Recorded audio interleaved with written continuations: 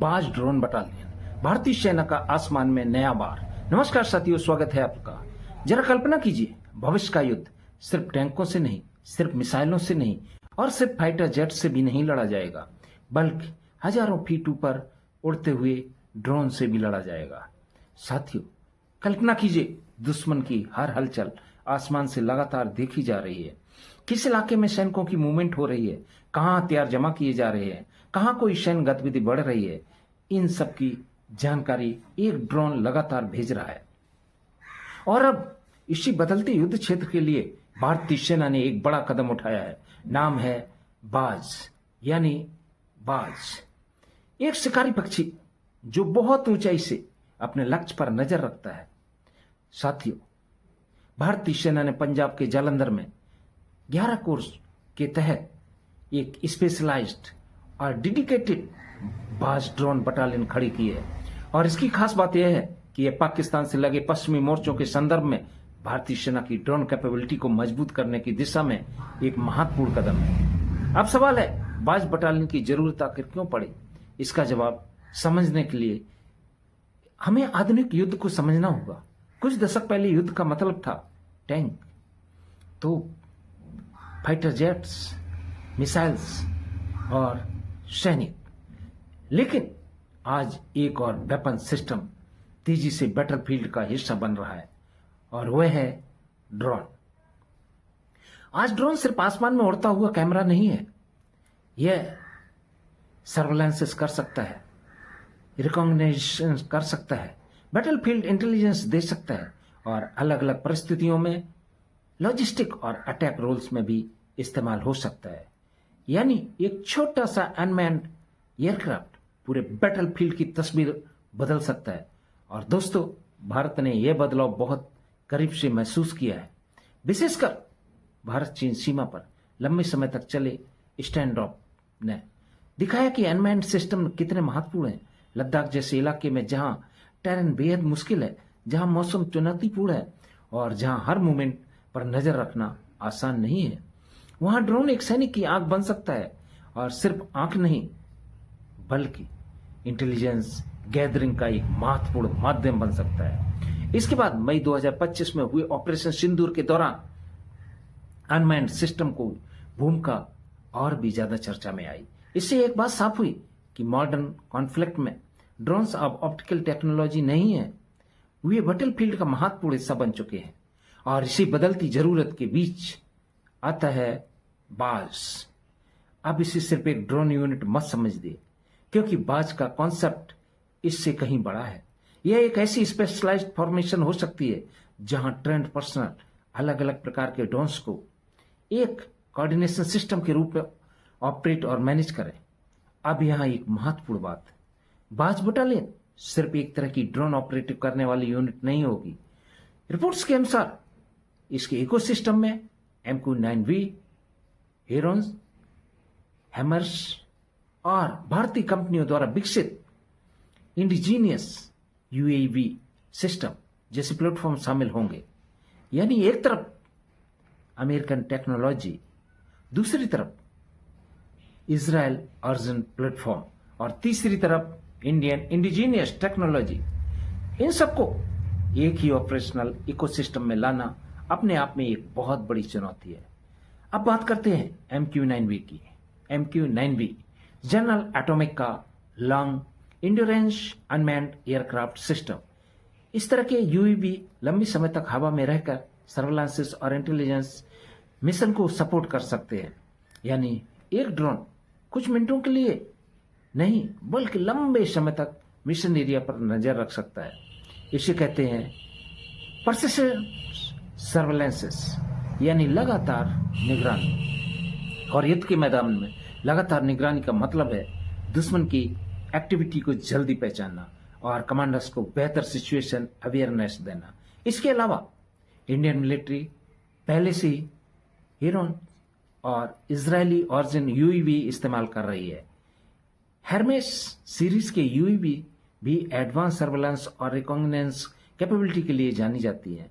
अब इन अलग अलग प्लेटफॉर्म्स को एक स्पेशलाइज्ड बटालियन फ्रेमवर्क में मैनेज किया है। भारतीय सेना अपने ड्रोन ऑपरेशन को और ज्यादा स्ट्रक्चर्ड और स्पेशलाइज्ड बनाना चाहती है। लेकिन साथियों, यह कहानी सिर्फ विदेशी ड्रोन की नहीं है। भारत अपने इंडिजिनियस ड्रोन कैपेबिलिटी को भी तेजी से बढ़ा रहा है।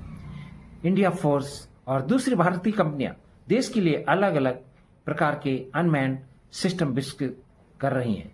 यानी भविष्य में हम देखने को मिल सकता है फॉरेन टेक्नोलॉजी, इंडियन ऑपरेटर्स और इंडियन बैटलफील्ड एक्सपीरियंस, इन सब का कॉम्बिनेशन।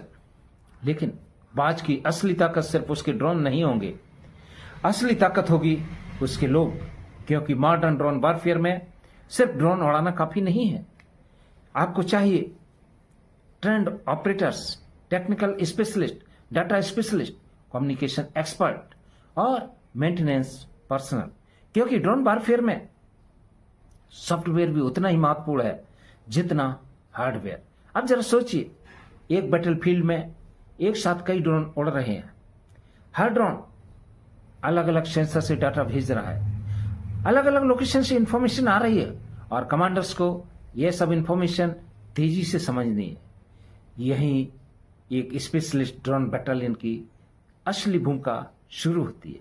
यह एक तरह से ड्रोन वॉरफेयर का ब्रेन बन सकती है, क्योंकि सिर्फ डाटा इकट्ठा करना पर्याप्त नहीं है, डाटा को इंफॉर्मेशन में बदलना होगा और इंफॉर्मेशन को डिसीजन एडवांटेज में।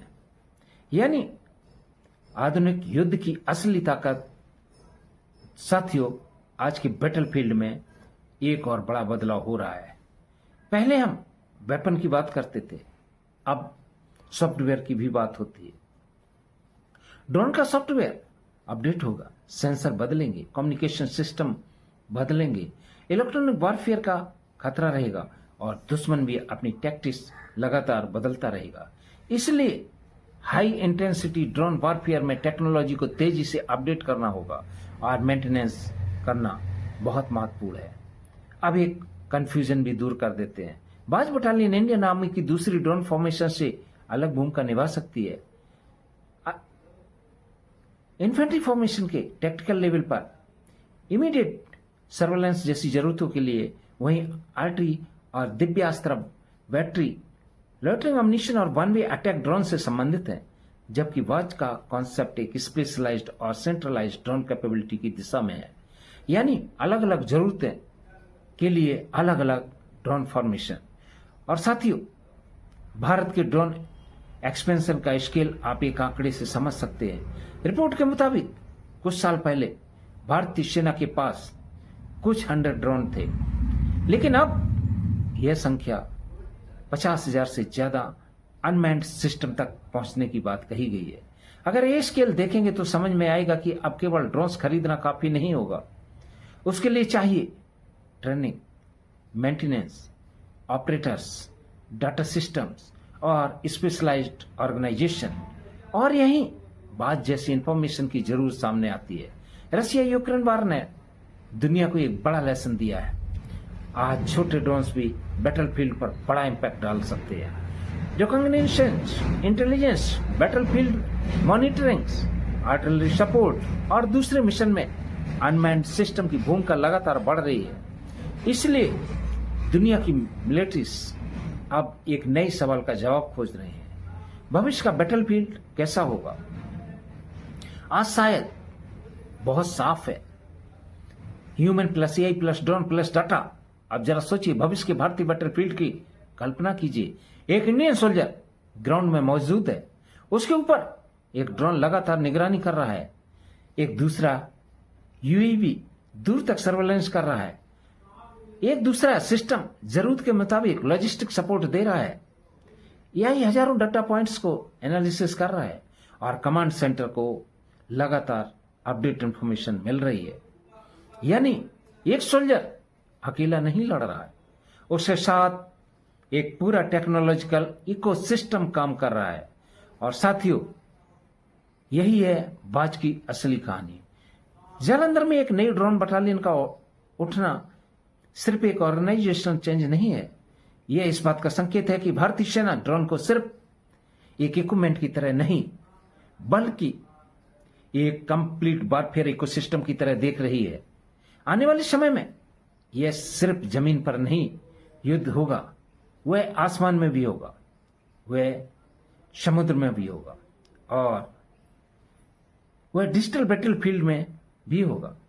और वहां डाटा होगा, सेंसर होंगे, आर्टिफिशियल इंटेलिजेंस होगी, अनमैन्ड सिस्टम होंगे, और इन सबको कंट्रोल करने वाले हाई ट्रेंड ह्यूमन होंगे। इसलिए बाज नाम भी काफी दिलचस्प है, क्योंकि बाज आसमान में बहुत ऊंचा उड़ता है, लेकिन उसकी नजर बहुत नीचे तक जाती है। और मॉडर्न वॉरफेयर में भी जो सबसे पहले देखता है, जो सबसे पहले समझता है, और जो सबसे तेजी से प्रतिक्रिया देता है, उसे बैटलफील्ड पर बढ़त मिल सकती है। तो दोस्तों, जालंधर से उठी बाज की यह उड़ान सिर्फ एक ड्रोन बैटलफील्ड की शुरुआत नहीं है, यह है भारत की बदलती मिलिट्री स्ट्रेटजी की झलक, यह है भारत की बढ़ती अनमैन्ड कैपेबिलिटी की झलक, और यह है आने वाले टेक्नोलॉजी ड्रिवन बैटलफील्ड की भी झलक। क्योंकि आसमान अब सिर्फ फाइटर जेट्स का नहीं रहा, अब आसमान ड्रोन्स का भी है।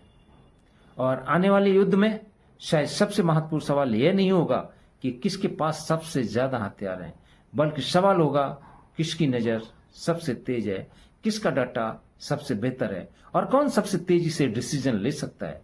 क्योंकि आने वाले बैटलफील्ड में जिसकी नजर आसमान से सबसे तेज होगी, उसकी बढ़त जमीन पर सबसे पहले दिखाई दे सकती है।